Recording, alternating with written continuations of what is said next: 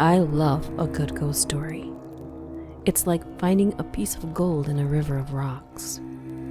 It almost makes me envious of the people in these stories. Well, almost. These stories were gathered from Reddit by the lineup, and they do not disappoint. Enjoy.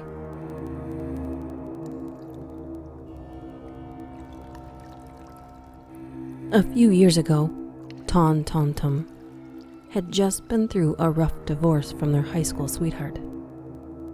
Their best friend had taken to distracting them by taking long road trips. One morning, they were on their way to Carlsbad, New Mexico, when they paused along a riverside dam. They were drinking cider and snacking when the pair decided to explore the dried riverbed. It was obvious that they weren't the first ones to go trekking through the riverbed. The pair could see human, canine, and feline footprints in the mud. They then recall starting to feel an odd sensation, like they were being watched. Their friend caught the writer's attention and called them over. There was a bone in the ground, what they now believe was a spinal cord. At first, they thought it was a beef or pork bone of some kind. They continued looking around the riverbed when they found a strange rust-colored rock sticking out from the sand. When they got closer, they realized it was a half-buried little girl's shoe. The Reddit user stepped back and ran forward, preparing to kick the shoe. Suddenly, they heard a little girl's voice shout, "No, please don't!" They looked around but didn't see anyone besides themselves and their friend. The friend asked why they stopped, and they replied, "Didn't you hear the little girl?" Both confused, they decided to shrug it off and continued on their way. Meanwhile, the feeling that someone was watching grew stronger. A few minutes later, they spotted another bone. Now they began to get scared. The bone was clearly human. The friend called the non-emergency police number for Carlsbad, and they reported what they saw. 1 week later, they received a call from their friend that the Carlsbad police had called to report the bones that they found were indeed human. During the investigation, the two were questioned and eventually informed that the rust-colored rock actually wasn't a rock at all, but the shell of a pickup truck that had disappeared along with the family of 3 it had been carrying: a man, a woman, and their daughter. It made them think back of the girl's shoe sticking out of the mud and the voice that they heard.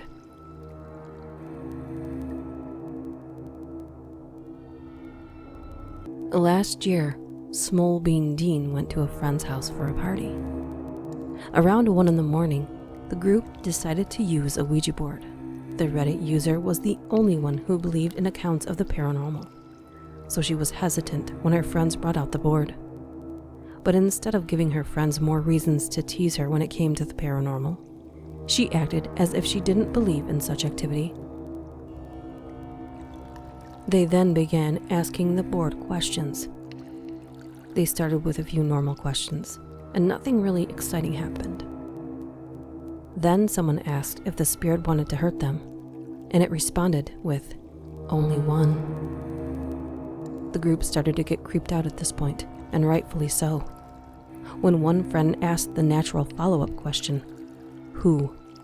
the board spelled out Natasha, the Reddit user's full name.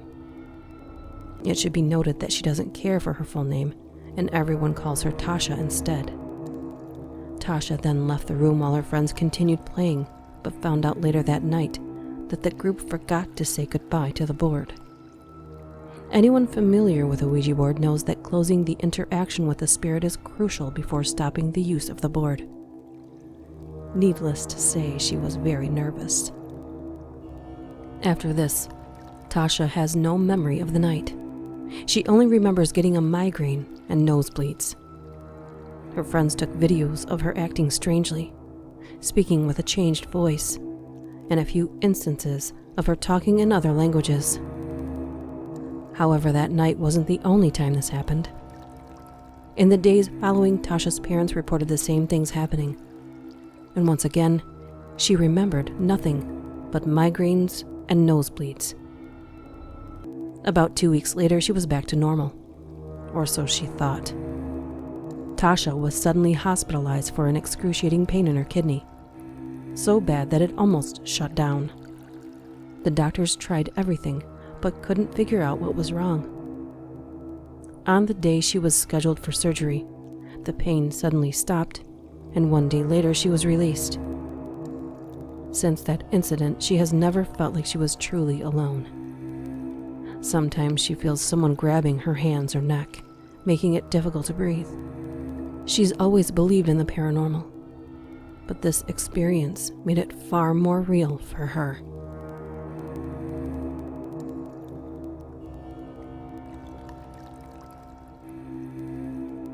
About 2 weeks ago, Twin Fish 93's little sister began hearing voices. She said it was a deep and masculine voice that calls to her at night in her room, telling her to come outside, and it comes from outside in the middle of their yard. One day their parents went out, and the Reddit user, their 2 little sisters, and their friends stayed home alone. That night they saw something moving in the small patch of trees in their backyard. Telling the younger girls to stay inside, they went to investigate, but found nothing. On their way back inside, something threw them over 5 feet into the air. They scrambled to their feet and ran inside, losing a shoe in the process. After cowering inside for a few minutes, they realized they needed that shoe for work the next day, so they ventured back outdoors. This time they came prepared, bringing their dog with them for protection, but he refused to follow them into the backyard. As quickly as they could, they grabbed their shoe and ran back inside. Finally back indoors, they asked the elder of their sisters to look at their back, because it felt like something was burning. She pulled up her shirt and screamed. There were several long scratches running down the user's back. The 4 then went out to the front porch while the youngest went back inside to retrieve something, but came back out a few seconds later saying someone was looking into their back window. The only problem with that was, in order for her to have seen someone in the window, that person would have had to have been over 7 feet tall.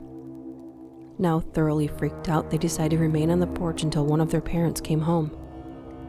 After a few minutes passed, they heard heavy footsteps running toward the front yard from the side of the house where the driveway extends. Gravel flew as though it was being kicked up, but nothing was there. They went back inside until their mother got home. She blessed the area where the Reddit user was attacked and their sister's body and spirit. Whatever the thing was, didn't appear to be able to get inside of the house. The user and their sisters still believe it's hanging around the house to this day.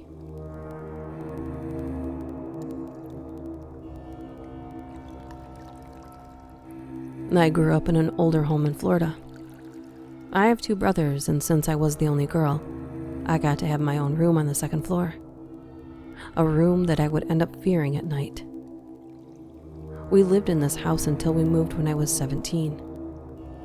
I don't remember anything strange happening until I was around 15 or 16. Just the normal mom asking us kids where we put a glass or a book. Small things that none of us touched. In hindsight, it was probably the ghosts in the house. I came home late one night from a football game at my high school. It was around 10 or 11. My younger brother had a friend over, and they liked to play pranks on me. When I poked my head in to say hello, I made sure I asked them if they wouldn't mess with me that night, since I had to get up early for a soccer game. They agreed and wished me good night. The way my room was set up at the time, there was an actual part of the room I had my TV, a dresser, couch, coffee table that I would use for my friends staying over or when I was reading. And my bed was in a little alcove that used to be a small porch, so that my bed was flush with the windows that looked into the backyard. I put my bag on the couch and walked over to the bed to go to sleep. It was in the middle of the night when someone knocking on the wooden bed frame woke me up. I thought it had to be my brother and his friend, who were just going to be annoying and run out of the room giggling. I flipped over to yell at them, but didn't see my brother. Instead was a boy about the age of 12, with sandy brown hair that hung to his chin, wearing a purple hoodie, just smiling at me, like a kid who got caught doing something he shouldn't have been doing. I could see right through him to the rest of my room, and I watched as he slowly faded away, completely terrified until he was gone. I slept on the couch that night with the TV going in the background, and I moved my bed to the center of the room after that. The next morning, I almost talked myself out of it, thinking it was a bad dream, or had really been the boys. I asked them the next morning if they had knocked on my bed, but both were sound asleep. My mom had overheard me and said she had seen the boy too. Since that night, we started to notice more strange things, but I'm positive it wasn't the boy.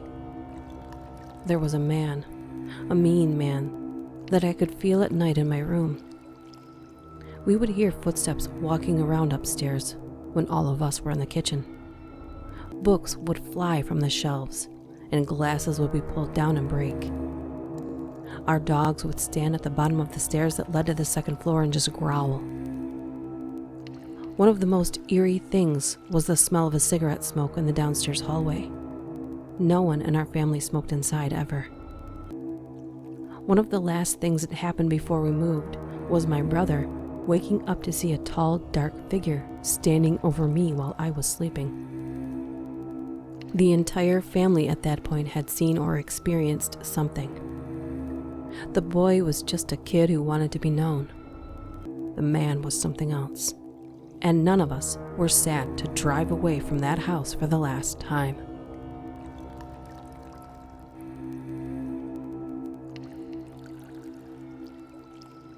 Never since DJ Rocks 56 was at school with friends talking about Chucky, they had been afraid of dolls. Luckily, the only one they had at home was a basic Barbie doll. But then for Christmas, their sister got 2 porcelain dolls and a big rag doll. Those dolls really freaked DJ Rocks out. Every time they went into their sister's room, they would turn the dolls toward the wall so they weren't looking at them or into their room. Soon, creepy things started happening. Cuts and scratches would appear on the writer's hands and knees, with no explanation of how they got there. One morning when they woke up, there were red scratches on their back, but they didn't remember any pain or feeling of being scratched. The scariest thing happened while they were home alone. DJ Rocks went into their sister's room to play with her Dreamcast, and as they made their way in, turning all the dolls toward the wall, they heard a little girl's laugh. The rag doll that had been lying on her sister's bed facing the wall slowly began turning toward them. They ran, locking themselves in their room until their mother and sister got home. Neither believed the story, and their sister was mad because the rag doll had fallen to the floor. The next day, DJ Rocks 56 took the doll to the dumpster and never saw it again.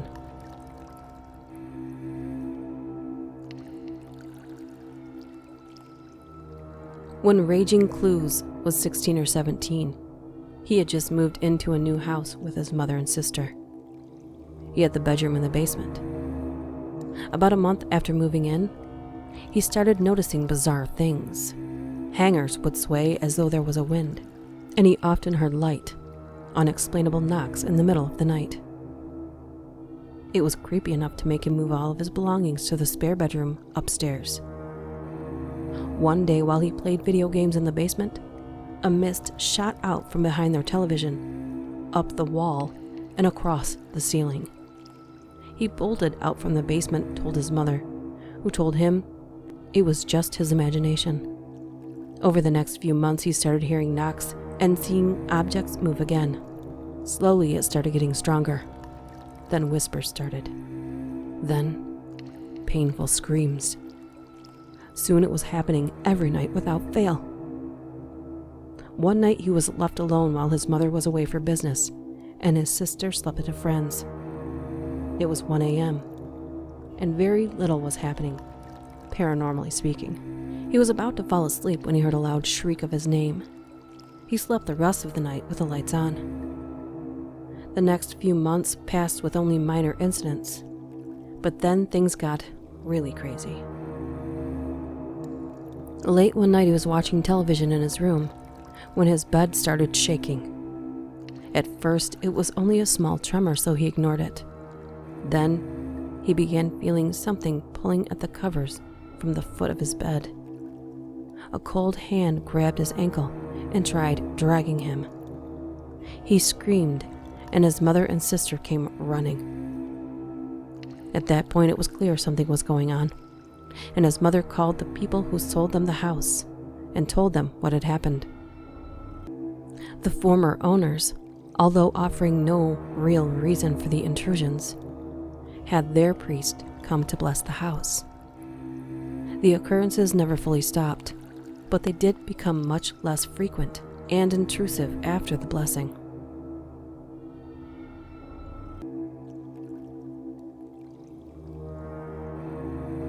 When I was 16 years old, babysitting was an additional source of income, and I was lucky enough to have many families in my area that needed a babysitter. A lady that I babysat for quite often asked me one day if I would mind caring for her sister's baby. She mentioned that her sister had a hard time keeping a babysitter. Well, of course, I thought it was due to the child. I didn't mind at all. I quickly accepted the job, meaning more income for myself, and she was a super nice lady. Her husband, however, was a real jerk. He didn't want to be bothered with the baby at all, and he was always in a mood, and for the most part, he was away a lot. My first day, she made a point to tell me that the house was quirky, making a lot of strange noises and whatnot. She told me to call her if I had any problems. I thought it was strange, but dismissed it as just being she was nervous to leave her baby with a new sitter. My first week was uneventful. A few weird noises, but I just dismissed them. One distinctive thing that I remember about the house was that it was always dark. Even on the brightest day, it was always dark. During the day, you still had to have the lights on, even with the curtains open. The baby, who was only 6 months old, had a cute rainbow nightlight. It was an older one that you manually had to use some sort of force to click on and off. Once it lightened up some in the morning, I would go and turn the nightlight off. Well, morning came, I turned the nightlight off, went out to the living room to catch up on some homework, and as soon as I got settled, the baby started screaming. I rushed into his room. He was hysterical, and the nightlight was on. I knew for a fact I turned it off. It wasn't a mistake or something I thought I did. I played it over and over and over in my mind again. I know that I turned that light off. I took the baby and comforted him. I was so disoriented and scared I didn't even try to turn it off again. I thought if something wants it to be on, it can be on. I didn't tell the mother about the nightlight. Every day she would come and ask me if everything was okay, and I knew she wasn't just talking about her son. Over the next few weeks, the experiences became more and more often. Lights turning off and on, doors closing by themselves. All of the events finally came to a peak. I was in the kitchen mixing oatmeal for the baby, when from behind something tugged at the bottom of my shirt, hard. So hard that the shirt tightened around my neck.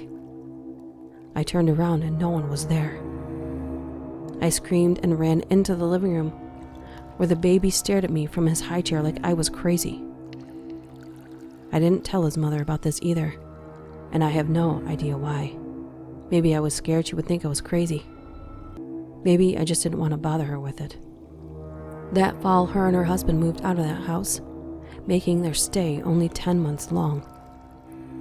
I was the only babysitter who managed to be permanent during that time. I never discussed the events that happened there, but later did some research on the area. It's incredibly rural. and as southern as you can get. It also has a rich history in Indian tribes. While looking up the house, I discovered that during its construction, evidence of a full Indian burial site had been discovered.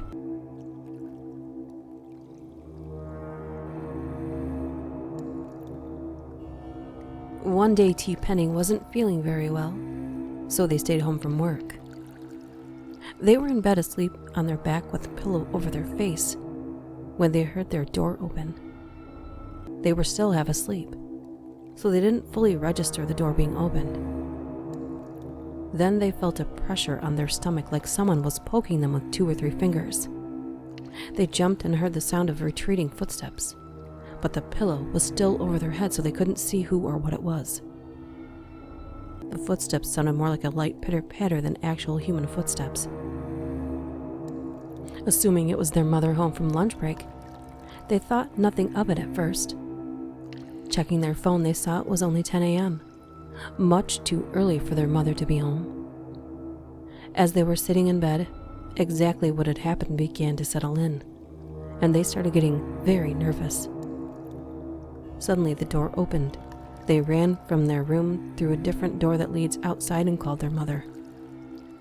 She came home and they both looked through the house together. While they were looking, the door handle to a closet started to jiggle violently, freaking both of them out. That night, the 2 of them told the writer's stepfather, who at first didn't believe them. He only started to after weird things started happening all over the house. Pans flying from across the kitchen, stuff randomly falling from walls, and the new cat freaking out for no apparent reason.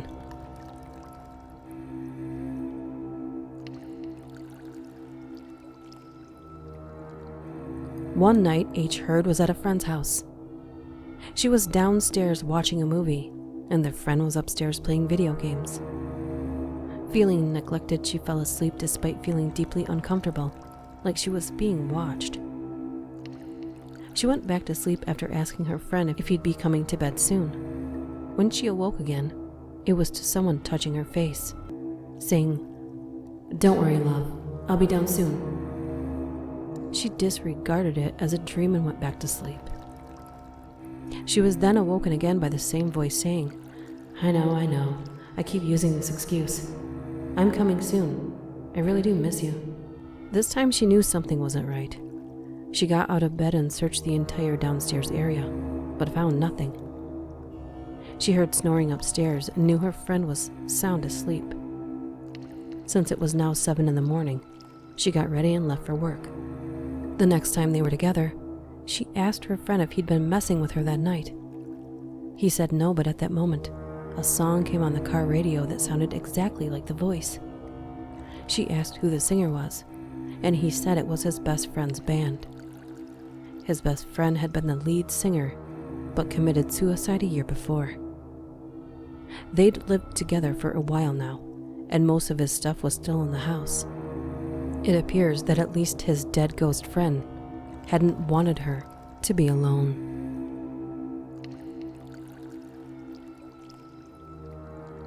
Events in the paranormal seem to always be explained away by skeptics, until they experience something themselves, that is.